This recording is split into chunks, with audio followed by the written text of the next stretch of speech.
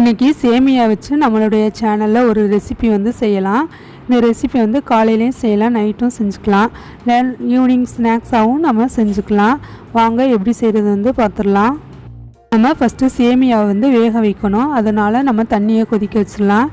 இப்போ தண்ணி நல்லா கொதிச்சிருச்சு. இப்போ தண்ணியில் வந்து ஒரு அரை டேபிள் ஸ்பூன் அளவுக்கு உப்பு சேர்த்துக்கலாம். கொஞ்சோண்டு வந்து எண்ணெய் வந்து சேர்த்துக்கலாம். இப்போ தண்ணி நல்லா கொதித்ததுக்கப்புறமா ஒரு கப்பு சேமியா வந்து சேர்த்துக்கலாம். சேமியா சேர்த்ததுக்கப்புறமா ஒரு கொதி வந்த உடனே நம்ம அடுப்பை வந்து ஆஃப் பண்ணிடணும். சேமியா வந்து ரொம்ப வெந்து கொல கொலன்னு ஆயிடாமல் லைட்டாக சேமியா போட்டு ஒரு கொதி வந்ததுமே அடுப்பை வந்து நம்ம ஆஃப் பண்ணிடலாம். இப்போ சேமியா சேர்த்ததுக்கப்புறமா நல்லா கொதிக்குது பாருங்கள். இப்போ வந்து நம்ம அடுப்பை வந்து ஆஃப் பண்ணிடலாம். ரொம்ப ஓவராக வந்து குக் பண்ணிடக்கூடாது, அப்புறம் கொல கொலன்னு ஆயிரும் சேமியா.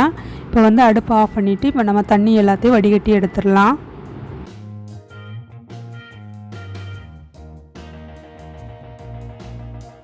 இப்போ தண்ணி எல்லாத்தையும் நம்ம வடிகட்டியாச்சு.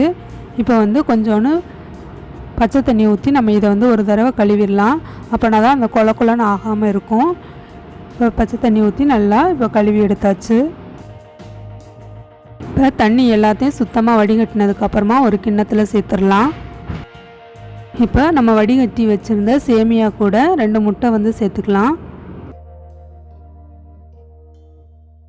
இப்போ இதுக்கு தேவையான அளவுக்கு உப்பு சேர்த்துடலாம். நம்ம சேமியா வேக வைக்கும்போதும் கொஞ்சம் உப்பு சேர்த்துருந்தோம், அதனால் பார்த்து சேர்த்துக்கலாம். இப்போ இது எல்லாத்தையும் நல்லா முட்டை கூட நல்லா மிக்ஸ் பண்ணிடலாம். இப்போ முட்டை சேமியா எல்லாத்தையும் நல்லா மிக்ஸ் பண்ணியாச்சு. இப்போ இது கூடவே ஒரு கேரட் வந்து நான் துருவி வச்சுருக்கேன், அதையும் வந்து இப்போ இது கூட சேர்த்துடலாம். நான் வந்து ஒரு 2 கேரட் வந்து சின்ன கேரட்டு, அதனால் 2 கேரட் துருவி சேர்த்துருக்கேன். இப்போ 2 பொட்டேட்டோ வந்து சேர்த்துக்கலாம். வேக வச்சு துருவி வச்சுருக்கேன். பொட்டேட்டோ வந்து வேக வச்சு துருவி சேர்த்துக்கணும். கொஞ்சோண்டு கொத்தமல்லி சேர்த்துக்கலாம். ஒரு 1/4 டீஸ்பூன் அளவுக்கு சில்லி ஃப்ளேக்ஸ் வந்து சேர்த்துக்கலாம். இப்போ இது எல்லாத்தையும் நல்லா மிக்ஸ் பண்ணி விட்டுறலாம். சில்லி ஃப்ளேக்ஸ் வந்து எப்படி செய்யணும் என்னுடைய சேனல்லே வீடியோ இருக்குது, அதை செக் பண்ணி பார்த்துக்கோங்க. இப்போ இது எல்லாத்தையும் நல்லா மிக்ஸ் பண்ணி விடணும். சில்லி ஃப்ளேக்ஸ் வந்து எப்படி செய்கிறதுங்கிறத வீடியோவுடைய லிங்க் வந்து நான் என்னுடைய டிஸ்கிரிப்ஷனில் கொடுக்குறேன், நான் செக் பண்ணி பார்த்துக்கோங்க. இப்போ இது எல்லாத்தையும் நல்லா மிக்ஸ் பண்ணியாச்சு. இப்போ இதை நம்ம வந்து சுட்டு எடுத்துடலாம். இப்போ இதை நான் சுட்டு எடுக்கிறதுக்கு ஒரு கடாயை வந்து ஹீட் பண்ண வச்சுருக்கேன். இப்போ கடாய் ஹீட் ஆனதுக்கப்புறமா நம்ம ஒரு டேபிள் ஸ்பூன் அளவுக்கு பட்டர் சேர்த்துக்கலாம். பட்டர் இல்லாட்டா எண்ணெயும் சேர்த்துக்கலாம். இது எல்லாம் நல்லா மெல்ட் ஆனதுக்கப்புறமா நம்ம கலந்து வச்சுருந்த சேமியாவை இதில் ஊற்றிடலாம்.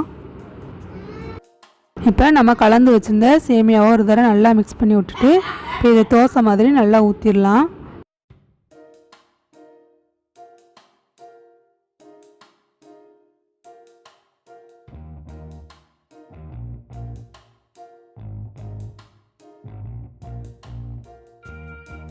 இந்த மாதிரி பேனில் ஊற்றிட்டு நல்லா இப்படி சமமாக பரப்பி விட்டுறலாம். இது நான்ஸ்டிக்கில் செய்கிறதுனால இது நல்லா ஒட்டாமையே வரும். நீங்களும் உங்கள் வீட்டில் ட்ரை பண்ணி பாருங்கள், ரொம்ப ஈஸியான ரெசிபி. இப்போ இது மூடி போட்டு ஒரு 5 மினிட்ஸ்க்கு வேக விடலாம். லோ ஃப்ளேம்லேயே வச்சுக்கலாம். இப்போ ஒரு சைடு வெந்துருச்சு. இதை நம்ம வந்து திருப்பி போட்டுடலாம்.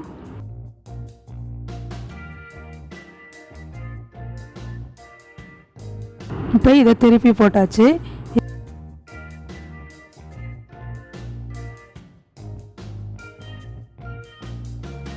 இப்போ வந்து மேலே வந்து சீஸ் சேர்த்துக்கிறேன். இது ஆப்ஷனல் தான், இருந்தால் சேர்த்துக்கோங்க, இல்லைன்னா இதை வந்து ஸ்கிப் பண்ணிடலாம்.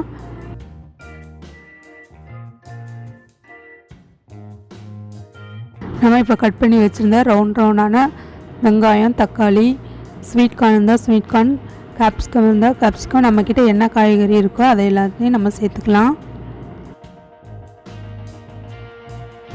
இது சேர்க்காமல் வெறும் ப்ளெயினாகவே அதை மட்டுமே சுட்டு சாப்பிடும்போது இன்னமும் டேஸ்ட்டாகவே இருக்கும்.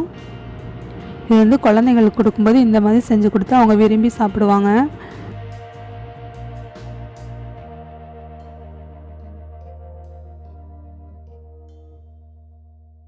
மேலேயும் கொஞ்சம் நம்ம சீஸ் போட்டுக்கலாம்.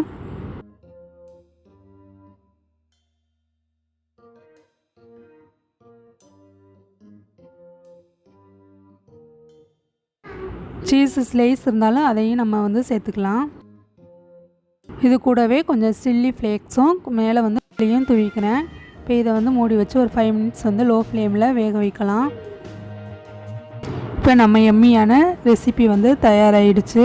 நீங்களும் உங்கள் வீட்டில் செஞ்சு பாருங்கள். எப்படி வந்துச்சு உங்களுடைய கருத்துக்களை ஃபீட்பேக்கை கமெண்டில் சொல்லுங்கள். என்னோடய வீடியோ உங்களுக்கு பிடிச்சிருந்துச்சுன்னா ரசான்ஸ் ஹோம்க்கு சப்ஸ்கிரைப் பண்ணுங்கள்.